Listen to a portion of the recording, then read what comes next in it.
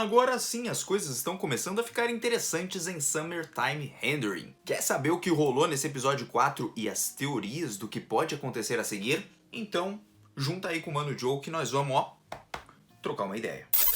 E aí galera do canal do Mano Joe, como vocês estão? Espero que todos estejam muito bem. E hoje, finalmente, trouxe novamente Summertime Rendering. Eu vou deixar pra trazer só episódios chaves, porque não dá tempo de ficar gravando toda semana, todo episódio. A não ser que todo episódio seja muito bom, igual esse. Por que eu digo isso? Porque o episódio 2 eu achei normal, o 3 foi só, pra continuar a historinha e tal, e agora o 4 simplesmente sim. Agora sim o bagulho ficou, louco. Bom, gente, no final do episódio número 3, o Shinpei, ali no Matsuri, acaba encontrando a Ushio e sai correndo atrás dela.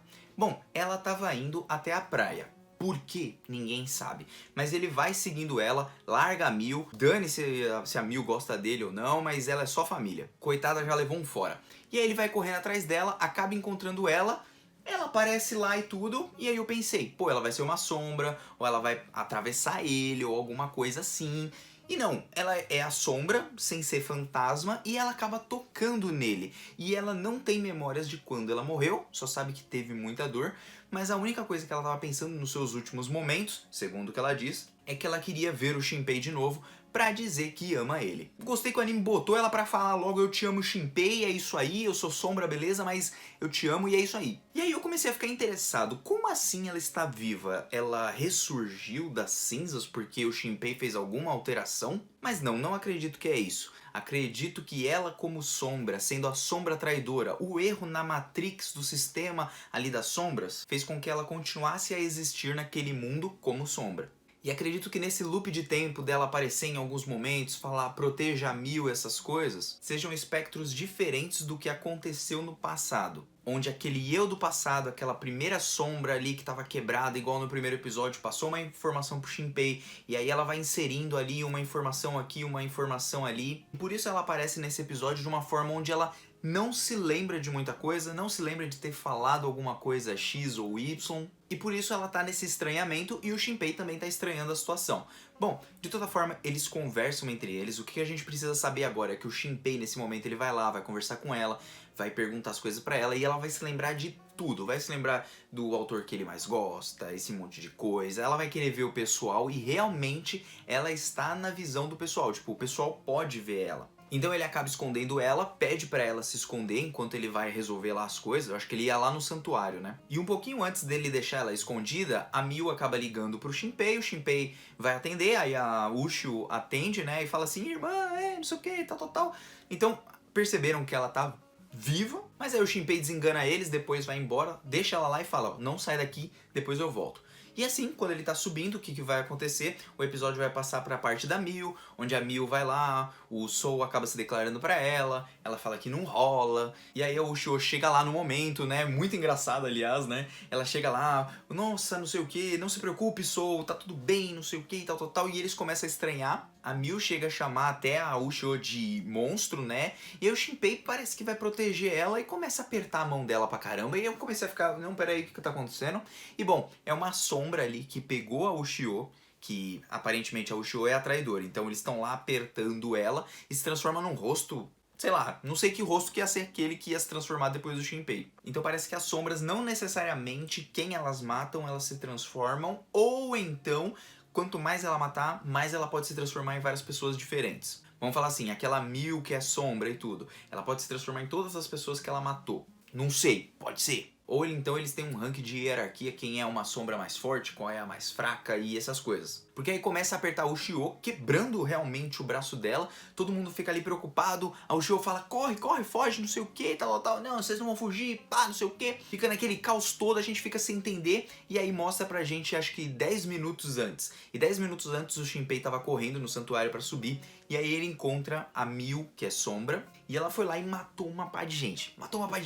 Aí ele pega, meu Deus, não pode fazer isso, não sei o que e tal. Aí ela pega ele lá, dá um sacode nele, mas alguém impede. E sim, a sombra do Shinpei acaba aparecendo, impede ela e começa a explicar umas coisas meio confusas ali sobre o que a mamãe mandou e tudo mais. Essa mãe deve ser, tipo, a deusa desse negócio que quer fazer esse plano na ilha inteira. Aparentemente tem tudo a ver com essa história da lenda que é contada nesse episódio, que tem um deus que habita em todos os restos ali que tem na praia e tudo, aí eles botam pra queimar pra poder jogar pro deus de volta. Deve ter alguma conexão aí, eu ainda não consegui pegar, mas aquilo não foi explicado à toa. E aí, bom, nisso o Shinpei tá lá com essa Mil, ele vai quase ser morto, e aí é explicado pra gente que ele tem um poder, ele tem um looping que não é bom que mate ele nesse momento, porque ele pode atrapalhar se ele ficar voltando toda hora no tempo, evitando as coisas de acontecer. Legal que as sombras não são burras, então elas perceberam que ele tirou foto delas, que filmou elas, que sabia onde elas iam estar e tudo,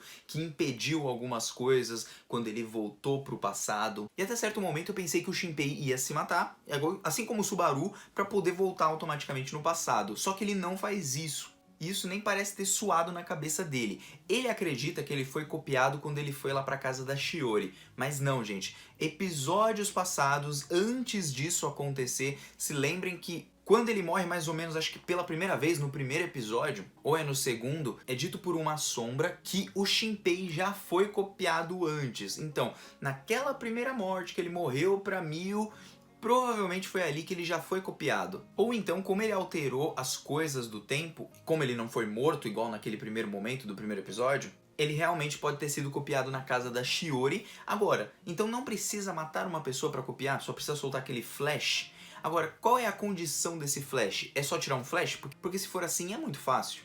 E aí vai a pergunta, no funeral da Ushio, vocês notaram que teve um flash? Mas aquele flash foi em cima do próprio Shinpei? Ou aquele flash foi pra cima de alguma outra pessoa que tava ali no meio? Pode ter sido ali que eles copiaram o Shinpei. Então, gente, vocês vão percebendo que algumas coisas vão se conectando e tal. Agora sim eu acho que a história começa a ficar interessante. Ele tem lá o braço quebrado, tudo, não sei o que, a mulher tá maltratando ele. O cara lá pega o celular e depois vai se encontrar com a Ushio, o Sou, a Tokiko e a Mil. E aí é nesse momento que aparece a nossa salvadora, a mulher peituda lá, que é a menina do cabelo roxo. Ela vai lá e dá 2 tirão de 12. Pá, pá, matou a sombra. Ela pode atirar na sombra. A sombra pode morrer.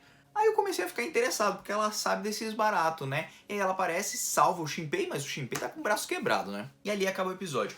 Gente, é claro que eu não contei aqui certinho como foi o episódio, mas vamos aqui relatar informações importantes que teve no episódio. A primeira parte da Ushio que eu falei. Primeiro, ela é uma sombra traidora. Agora a gente já sabe disso. Digamos que ela é um erro na Matrix dessas sombras, e por isso ela é uma sombra que não se sujeita à mãe. A mãe que deve ser a deusa, ou deus, ou alguma coisa assim lá do mundo de Summertime. Logo, como ela não segue essa mãe, ela tem uma vontade própria. É como se fosse uma pessoa de verdade, assim, normal, nasceu e tudo mais, não é controlada por ela. Enquanto as outras sombras são fortes e pensantes, mas seguem a hierarquia desse ser superior ali que tá comandando todos eles. Ponto dado aqui, agora vamos para o Shinpei. O Shinpei com aquele olho, talvez ele possa ver as sombras, talvez esse poder seja o poder de voltar no tempo, ter esse looping no tempo para ele poder enxergar as coisas e mudar. E parece que a condição para ele voltar é ele morrer. Por isso até que ele é impedido de morrer. Agora vamos lá sobre as sombras. Elas aparentemente nascem quando a pessoa mata alguém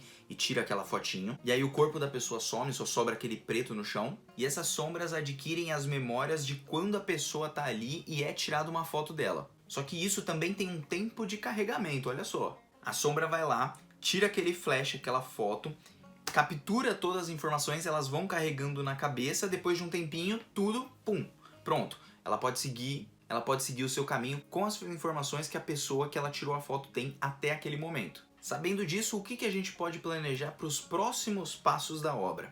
Bom, as sombras servem uma mãe que tem um desejo superior lá sobre todo mundo, sobre o que aconteceu. Essa mãe controla todas as outras sombras, e essas sombras conseguem adquirir as memórias e conseguem ser um bicho simplesmente anormal e muito forte. E também muito inteligente. Nisso, o que o Shinpei deve fazer nos próximos movimentos? Primeiro, que ele vai salvar o Ushio. Segundo, que ele vai contar sobre esses poderes e tudo o que aconteceu para essa mulher dos peitão. Terceiro, que talvez ele vai se matar para poder voltar no tempo. E nisso que ele voltar no tempo, ele conversar primeiramente com essa mulher de cabelo roxo logo no começo, para já começar a bolar um plano junto com ela e mudar o passado, porque ele pode voltar para o passado. E as sombras não têm essa informação do passado. Elas só têm até o momento aquelas informações que elas adquiriram do Shinpei de agora. Ou seja, o negócio começou realmente a ficar muito interessante e eu ainda chuto que talvez esse Shinpei, essa sombra do Shinpei, também possa ser uma das traidoras ali entre as sombras.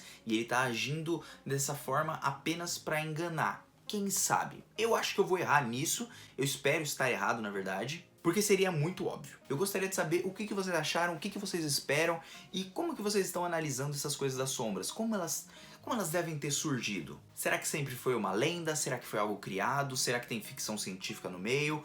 Por enquanto só ficam essas dúvidas e sabemos que o Shinpei acaba voltando no tempo. Agora, tem um ponto onde ele vai voltar a partir desse momento? Como funciona mais ou menos o poder do Subaru? Ou ele vai ter, tipo, sempre que voltar lá no começo, caindo nos peitos da mulher e é isso aí. Então muitas dúvidas, muitas coisas curiosas, eu espero ter explicado pra vocês bem melhor como que funciona esse processo das sombras, o que elas servem, como que elas adquirem informações, porque eu acho que são coisas importantes pra gente parar e prestar atenção. E por enquanto é isso, gente. Gostei muito da Ushio, gostei muito da personalidade dela, do jeito dela, falando logo eu te amo. E o anime, ele tá querendo mesclar um pouquinho o romance, mas eu tô mais interessado nessa parada de volta no tempo, poderzinho, ficção científica, que doideira é essa? Isso tá ficando bem legal. E bom, é isso, gente. Muito obrigado mais uma vez pra todo mundo que compareceu até aqui. Mano, o Joe está vazando. Até uma próxima. Um beijo no coração. Fui, valeu.